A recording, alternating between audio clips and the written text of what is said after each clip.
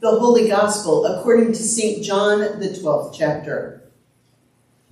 6 days before the Passover, Jesus came to Bethany, the home of Lazarus, whom he had raised from the dead. There they gave a dinner for him. Martha served, and Lazarus was one of those at the table with him. Mary took a pound of costly perfume made of pure nard, anointed Jesus' feet, and wiped them with her hair. The house was filled with the fragrance of the perfume. But Judas Iscariot, one of his disciples, the one who was about to betray him, said, "Why was this perfume not sold for 300 denarii and the money given to the poor?"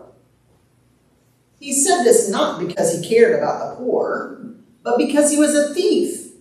He kept the common purse and used to steal what was put into it. Jesus said, "Leave her alone. She bought it so that she might keep it for the day of my burial. You always have the poor with you, but you do not always have me." This is the gospel of the Lord. Praise to you, O Christ. You may be seated. Sadie, do you want to come up?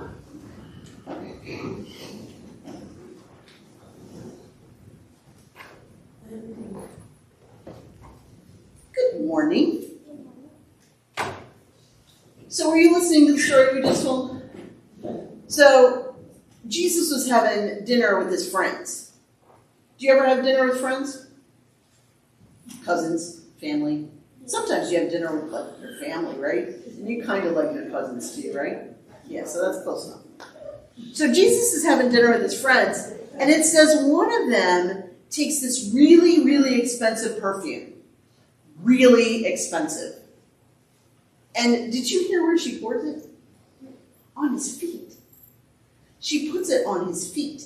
And at that time, they wore sandals all the time, so when they came to dinner, they'd wash their feet because they'd be really dirty. And then they'd be kind of barefoot. So she poured the very expensive perfume on his feet. And there was so much of it that it ran everywhere. And she decided she would clean it up with her hair, probably so that her hair would smell good. But have you ever seen anyone pour perfume on your feet? No. Or mop it up with your hair, right? No. But this was really special. This was something that she had that was really, really special. And I imagine she was saving it for a special occasion. And a regular dinner with your friends might not seem like a really special occasion, right? But she saw it as such a special time that she gave it to Jesus by pouring it on his feet. Now, we give offerings when we come to church, right? And so I kind of see this as Jesus seeing her, giving him a gift to be part of the work he was doing in the world. Kind of like when we bring our offerings and share them to do God's work in the world, right? But I was also thinking about how sometimes we have stuff that's so special we save it for a special occasion, right? And I brought something to share with you this morning that I've been saving for a special occasion. So these are Kit Kats, but do you see the writing on there? Is that like English writing? No. So my son bought these when he was in Japan. And this one is, because apparently in Japan, they have special Kit Kat flavors. So this one says it's chestnut. And I don't think that I've ever seen a Kit Kat in the United States that has the flavor of chestnut, right? And this one is Uji matcha. Definitely have never seen a Kit Kat that has the flavor of Uji matcha in the United States, right? So these are pretty special things that he brought back, and I thought I would share them with you today. How does that sound? Yeah? Does it make you feel special when somebody shares something special with you? I think that's how Jesus felt that day. What do you think? So I'm going to give these to you. And remember, I've been saving those, so you'll have to report back on what you think of them. Because you know what? My son's in Japan right now, and I can ask him to bring more if you really like them. Okay? Does that sound like a good deal? All right. So let's say a prayer. Dear Jesus, thank you for sharing special things with us. Amen. Thanks.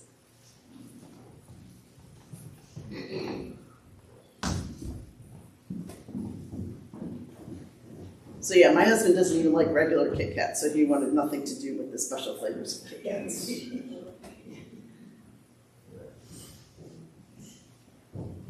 This morning we're going to talk about generosity, abundance, and extravagant gift giving.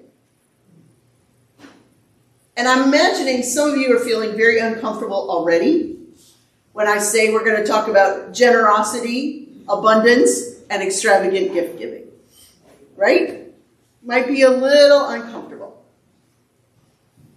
But we have this simple story in the gospel today, where Jesus goes to his friend's house for a meal, and something really special happens. But I've read this story a bunch of times, and it never struck me how special this gift really is. So this is a wonderful story of generosity, abundance, and extravagant gift giving. So one of the things is to consider who is involved in this story. And what we hear from the way that the story is told is Lazarus is at the table, Martha is serving, Mary we'll hear more about. We know Jesus is there. And who else do we hear from? Judas. Those are the only 5 that we know are present at the table. And what I noticed is we only actually hear from 2 of them. Did you notice that? Who gets to speak in this story? Judas and Jesus. Oh, and by the way, Lazarus, who is at the table, has been brought back to life by Jesus. It says, oh, by the way, Lazarus, who Jesus raised from the dead. Pretty unusual, right? So it all plays out like we're just going to have a nice dinner together. But then it says Mary brings out this super expensive perfume. According to Judas, it is worth a year's wages. Super expensive perfume. And she anoints Jesus' feet with it.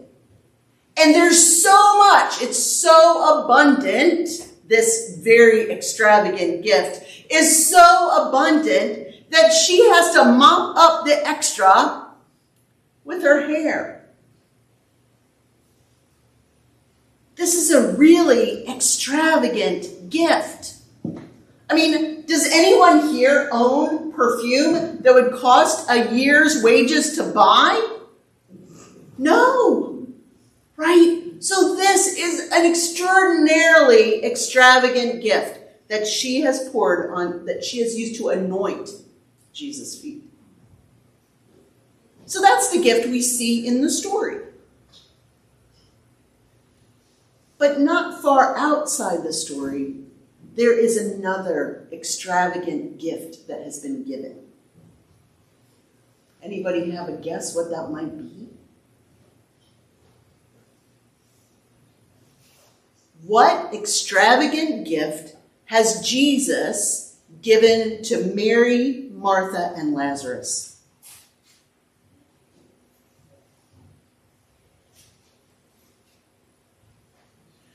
I think it was a pretty extravagant gift when Jesus brought Lazarus back to life. What an extravagant gift. Has any one of you ever gotten that kind of gift? Nope. Jesus has given the gift of life to Lazarus, and Jesus gave the gift of their brother back to Mary and Martha. That is a gift that can't be bought, right? No amount of money would buy that gift. And if we look a little bit further, Jesus' entire ministry is about generosity and abundance and extravagant gift giving. Right? We see Jesus feeding 5,000 people with just a little bit of food. We see Jesus as the best wedding guest ever when he creates wine out of just water. We see Jesus healing and teaching and loving people as he goes. So Jesus' entire ministry is all about generosity and abundance and extravagant gifts that people would not be able to buy for themselves. And so when we look at Mary's extravagant gift to Jesus, we might think that that is the way that she is responding to the extravagant gift she has been given.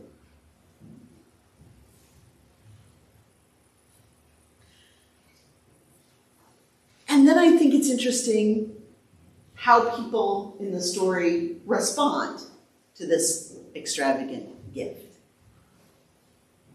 Who speaks first? Judas. And what does Judas say? Judas says, well, I want to control that. Why didn't you sell that? And then I could use the money to do what we do. I would like to control that. That is just not right. Judas sees this extravagant gift and immediately goes to the place that says, I would like to control that. Not, wow, this is an extravagant gift. Wow, this is a way that Mary has been invited into Jesus' life-giving mission. No, that would be worth some money, and I would like to be in charge of that.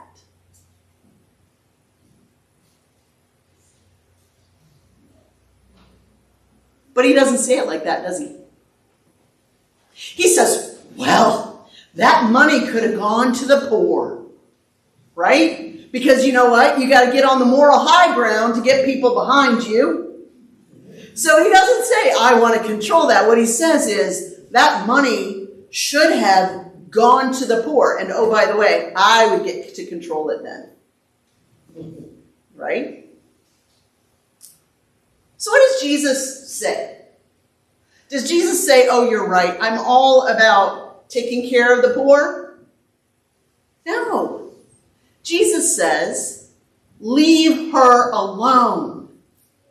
She's doing something important in my life-giving mission. She is preparing me for my burial that is going to happen. My burial and my life that is going to change the world.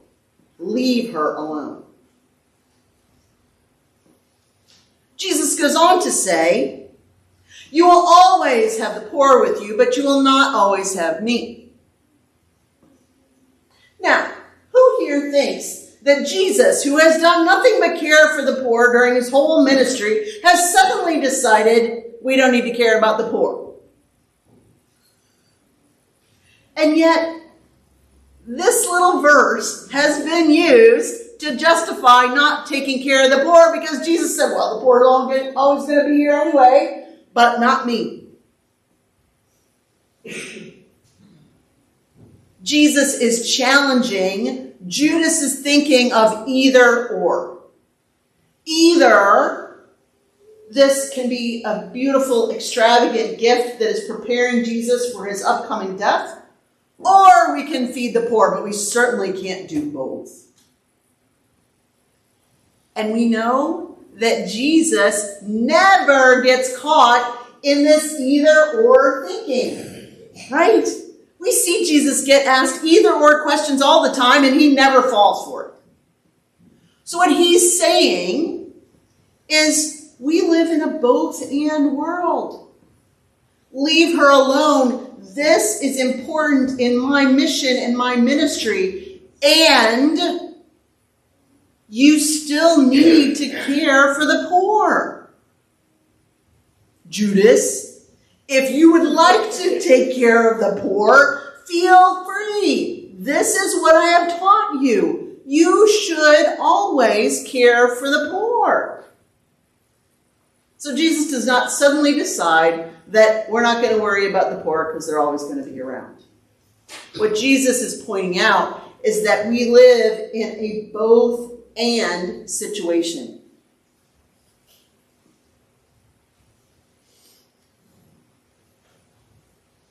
Jesus brings us back to generosity and abundance and extravagant gift giving. We're not going to run out. You can still help the poor. Now, as I've been reading this week, it has become starkly clear that we live in a world that does not preach generosity, abundance, and extravagant gift giving. Right? We hear about there's not going to be enough. There needs to be more for me. Me first. I need more. There's not. Don't take care of them. You can only do this. Right? Do we live in a culture that encourages us to be generous, to live into abundance, to have extravagant gift giving and receiving? No. We live in a culture that wants us to close in. And so this, once again, is Jesus' counter-cultural teaching.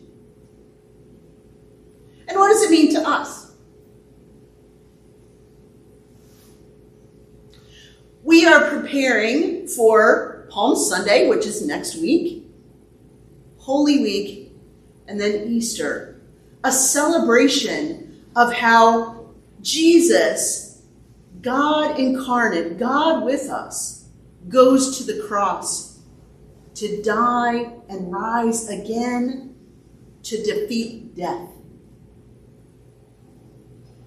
Each and every one of us, everywhere, has been given this extravagant gift of life. Jesus defeated death so that we can live. I think that's a pretty extravagant gift. What do you think? We can live into abundance and generosity even while the world around us worries that there's not enough.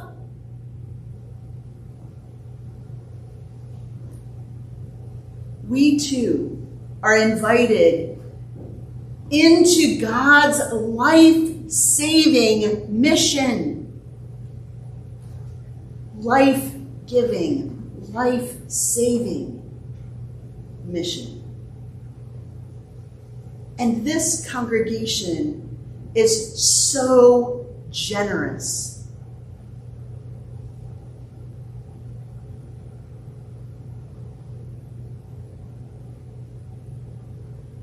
Jesus has given us such an extravagant gift. We are invited to respond every single day. How will we respond to the gift of life?